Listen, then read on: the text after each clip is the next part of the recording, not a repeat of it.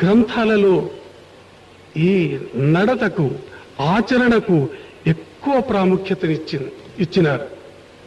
కాబట్టి మనము కూడా మన నడతను సరి చేసుకోవాలి. మొదట ఇద్దరు అన్నదమ్ములు చూడండి, మీరే చెప్తారు. ఇప్పుడు ఇద్దరు అన్నదమ్ములు రామభక్తులు, ఇంటిలో అంతా రాముని చిత్రపటాలు, దేవునింటిలో రాముని విగ్రహం, ఊరిలో రామ మందిరం కట్టించినారు, నిత్య పూజలు రామునకు చేస్తున్నారు, నిత్యము పూజలు జరుగుతున్నాయి రామునకు, రామనవమి అద్భుతంగా జరుపుతున్నారు వాళ్ళు. ఆ ఇద్దరకు ఆస్తి విషయంలో పేచి వచ్చింది. ఇద్దరు రామభక్తులే, పేచి వచ్చింది. సొంత ఊర్లో ఉన్నటువంటి కోర్టు ముగిసింది. తర్వాత డిస్ట్రిక్ట్ కోర్టుకు పోయినారు, అక్కడ తెగలేదు. హైకోర్టుకు పోయినారు, సుప్రీంకోర్టుకు పోయే లెవెల్లో ఉన్నారు. ఏమి అంటే ఈ భూమి నాది, ఈ ఇల్లు నాది, ఈ ఆస్తి నాది, ఇది నాది, ఇది నాది, ఇది నాది అంటున్నారు. అదే రాముని వైపు చూడండి. పినతల్లి మాట కొరకు సమస్త భోగభాగ్యాలు విడిచిపెట్టి వెళ్ళిపోయినాడు ధర్మమూర్తి. ఇంకొక ధర్మమూర్తి ఉన్నాడు. మేనమామ ఇంటి నుంచి వచ్చిన తర్వాత విషయాలు తెలుసుకొని చాలా బాధపడి భరతుడు అడవికి పోయి, అన్నా ఈ భోగభాగ్యాలు, ఈ ఐశ్వర్యం, ఈ అధికారం నీది, నీది. రాముడు నీది అంటున్నాడు, భరతుడు నీది అంటున్నారు. ఈ ఇద్దరు అన్నదమ్ములు ఇది నాది అంటున్నారు, ఇది నాది అంటున్నారు. వ్యత్యాసం ఎంత చూడండి. నీది నీది అని దేవుళ్ళు అయిపోయారు, నాది నాది అని రాక్షసులు. వాళ్ళ పూజలు ఫలిస్తాయా?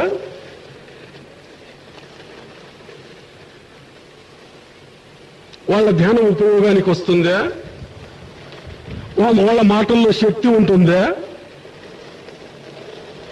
వాళ్ళ మాటలకు విలువ ఉందా? ఎన్ని పూజలు చేస్తే ఏమి, ఎన్ని ఉత్సవాలు జరిపితే ఏమి, ఆచరణ శుద్ధి లేదు, హృదయ శుద్ధి లేదు, విశాల మనోభావాలు లేవు. ఉత్త పూజలు పనికిరావు. ఆచరణతో కూడినటువంటి పూజలు, ఆచరణతో కూడినటువంటి ధ్యానం, ఆచరణతో కూడినటువంటి యోగం సత్వర ఫలితాన్ని ఇస్తుంది. కాబట్టి మానవులను మాధవులుగా చేసేదానికి అనేక సంప్రదాయాలు ఈ దేశంలో వచ్చినాయి. గురు సంప్రదాయాలు వచ్చినాయి. పెద్ద పెద్ద పీఠాలు ఉన్నాయి. శంకరుని పీఠమని, మధ్వుని పీఠమని, రామానుజుని పీఠమని, ఇంకా అనేక రకమైన పీఠాలు వచ్చాయి. ఈ మధ్యలో కూడా కొన్ని ఆధ్యాత్మిక సంప్రదాయాలు వచ్చినాయి. రాధాస్వామి సంప్రదాయం అని, నరహరి సంప్రదాయం అని, గుడికంటి సంప్రదాయం అని ఈ సంప్రదాయాలు వచ్చినాయి. వీళ్ళే కొట్లాడుకుంటున్నారు. మాది రాధాస్వామి, మీదేంది గుడికంటిది, మాది గుడికంటిది. నరహరి సంప్రదాయం అది పనికిరాదు, ఇది బాగుంది, ఇది పనికిరాదు, అది బాగుంది. మతులు మంచివైన మతమేది చెడ్డది. మీ మతి సరిగా లేదు, విశాల భావాలు లేదు, కొట్లాడుకుంటున్నారు. గురు రూపనామాల్లో పద్ధతుల్లో వ్యత్యాసం ఉండొచ్చు, గురుత్వంలో ఏమీ భేదము లేదు. అందరి లక్ష్యం ఒకటే, అందరి లక్ష్యం ఒకటే. ఈ అంతరార్థాన్ని గ్రహించాలి ప్రతి ఒక్కరు. రామాయణములో ఉన్నటువంటి రహస్యాన్ని గుర్తించాలి. కేవలం రామాయణం పైన చేతి ఏమర్థుంది? రాముడు ఒక రాజు, అడవికి పోయినాడు, భార్యను పోగొట్టుకున్నాడు, తర్వాత యుద్ధం చేసినాడు, వచ్చినాడు. ఆత్మ వైపు తిప్పుకోవాలి రామాయణం. ఆత్మయే రాముండురా, మనసు లక్ష్మణమూర్తిరా, ధైర్యమే హనుమంతుడా, ఏ బ్రహ్మజ్ఞానమే సీతరా. ఎంత ఆనందం అవుతుంది. ప్రతి హృదయంలో రాముడు ఉన్నాడు. ఇదే రీతిగా ప్రతి సంప్రదాయాన్ని ఆధ్యాత్మికం వైపు తిప్పుకున్న నాడు అందరూ మనమంతా ఒక్కటే అని అనిపిస్తుంది. రాధాస్వామి అంటే ఏమి? రాధాస్వామి అంటే రాధాస్వామి. రాధ అంటే ఒక ప్రియురాలు. ఆ ప్రియురాలు రేపల్లిలో ఉండే. స్వామి అంటే ఆమె ప్రియుడు. ఎంత ఈజీగా ఉంది కదా స్వామి, అర్థం కదా నీకు? కృష్ణుడు, రాధా, స్వామి, ఇంతేనా అర్థమైండేది? రాధ అంటే రాధ, రాధ యొక్క ప్రియుడు కృష్ణుడు. ఇదే రాధా స్వామి. కాదు కాదు కాదు. राधा आदि सुरत का नाम, स्वामी आदि शब्द निज धाम। राधा आदि सुरत का नाम, स्वामी आदि शब्द निज धाम। सुरत शब्द और राधा स्वामी दोनों नाम एक कर जाने। ఎంత అచ్చు గుద్దినట్లు గుద్దినాడు చూడండి. రాధ అంటే ఆత్మ, స్వామి అంటే పరమాత్మ. ఈ ఆత్మ పరమాత్మలను గురించి తెలిపే సంప్రదాయమే రాధాస్వామి సత్సంగ్. వేరే సంప్రదాయాలు ఇంకేం తెలుపుతున్నాయి? అదే కదా. రాధాస్వామి తత్వమే ప్రపంచంలో ఉండే ఆధ్యాత్మిక సంప్రదాయాలన్నీ తెలుపుతున్నాయి. మరి రాధాస్వామి వాళ్ళంటే ఎందుకు గిట్టదు, ఎందుకు కోపము?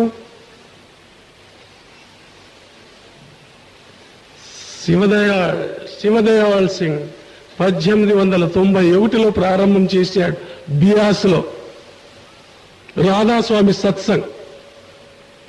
అమృత్సర్కు దగ్గరలో ఉండేది. తర్వాత జైమల్ సింగ్, సావన్ సింగ్, జగత్ సింగ్, చరణ్ సింగ్లు ఈ సంస్థను చాలా అభివృద్ధి తెచ్చినారు. దీని తత్వం లోతుకు పోయి తెలుసుకోండి.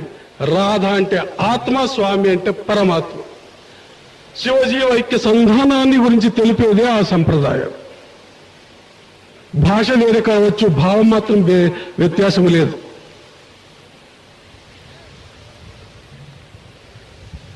నరహరి సంప్రదాయం అంటారు. నరహరి సంప్రదాయం అంటే అదే స్వామి నరహరి శాస్త్రులు హిందూపురంలో స్టార్ట్ చేసి అదే సంప్రదాయం, నరహరి సంప్రదాయం. ఆధ్యాత్మికంగా తిప్పుకోండి. నరహరి, నరునిలో హరిని చూపించేవాడెవడో వాడే నరహరి.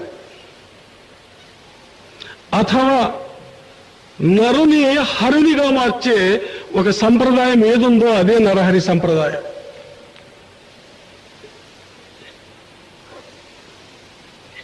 అది ఆత్మ పరమాత్మల గురించి తెలుపుతుంది కదా. మనకెందుకు భేదం, మనకెందుకు బాధ? గుడి కంటి సంప్రదాయం అంటారు. ఏం గుడి కంటి అదే స్వామి ఎమ్మిగనూరు దగ్గర అది గుడికంటి అనే ఊరుంది కదా, గుడికల్లని అదే సంప్రదాయం. వాళ్ళని గుడికంటి సంప్రదాయం అంటారు. గుడికంటి సంప్రదాయం నిజమైన అర్థం తెలుసుకోండి. బాహ్య అర్థం తీసుకొని ఏం చేస్తారు మీరు? గుడి కంటి, గుడిలోని కంటిని చూపే సంప్రదాయమే గుడి కంటి సంప్రదాయం. ఎంత సూక్ష్మముంది. గుడి అంటే ఏది? ఆధ్యాత్మికంగా గుడి అంటే దేహమే. శాస్త్రం అంటుంది దేహో దేవాలయ ప్రోక్త జీవో దేవ సనాతన. దేహమే దేవాలయము, దేహమే గుడి. ದೇಹವೇ ದೇವಾಲಯ, ಜೀವವೇ ಶಿವಲಿಂಗ. ಬಾಹ್ಯಾಂಗಗಳಳಿದು ಭಜಿಪಂಗೆ ಮುಕ್ತಿ సందేహవిల్లెంద సర్వజ్ఞ. ఈ దేహములో కంటిని చూపేవాడు. ఈ కన్నులు కాదు, జ్ఞాన నేత్రాన్ని చూపే ఒక సంప్రదాయం ఉంది. అదే గుడి కంటి సంప్రదాయం.